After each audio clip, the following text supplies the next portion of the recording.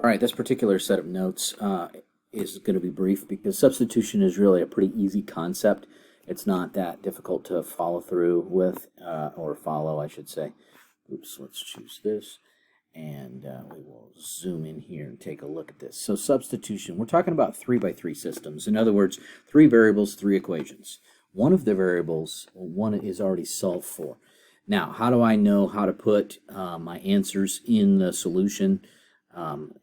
It goes in alphabetical order. So for this one, we're going to go R, comma, S, comma, T. Obviously, if it was A, B, and C, you would do A, B, and C, or D, E, F, or X, Y, Z. So we already know that 2 is going to go all the way over here. We just need to figure out the rest of it. So I'm going to, as you see the blue arrow here, I'm going to plug it in up there. And then I'm going to subtract that to the other side, which makes that 25. And then I'm going to divide by 5. So now we know that S is equal to 5. That's really kind of unfortunate that the S equals 5 just because of the variable issue. Now, so RST. So now I know that the 5 goes there. Now, how do we find R? Well, we take our 2 values. We know that T is 2. We know that this is 5. And we go back. Basically, we're rewriting this first equation and substituting in everything in we know already. And then we're going through the process of solving it. So we have 5 here, and then a minus 10 there, and 5 minus 10. So now we're at R. Minus 5 equals negative 8. And so then we can add 5 to the other side. And if we add 5 to the other side, we know that R is, or both sides, you know, that's basic Algebra 1 stuff. We're getting negative 3. And so now I know that negative 3 is the...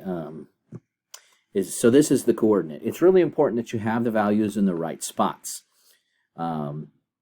because three-dimensional graphing, if you ever get a chance to look up three-dimensional graphing, you'll see that you have 3 different axes. You know, you've got the x-axis, the y-axis, and the z-axis. Because graphing in three-dimensional is a little bit hard to see on a two-dimensional surface, but we do have computer systems that are built on three-dimensional graphing, and you know, even like cartoons and things like that are moving things around, whether there's CAD systems for engineering and workplace stuff, or entertainment purposes.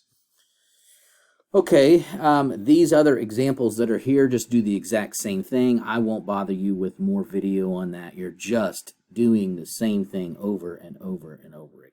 All right, it's substitute, substitute, substitute. So there's more involved in elimination, so I'll save more of my talking for that.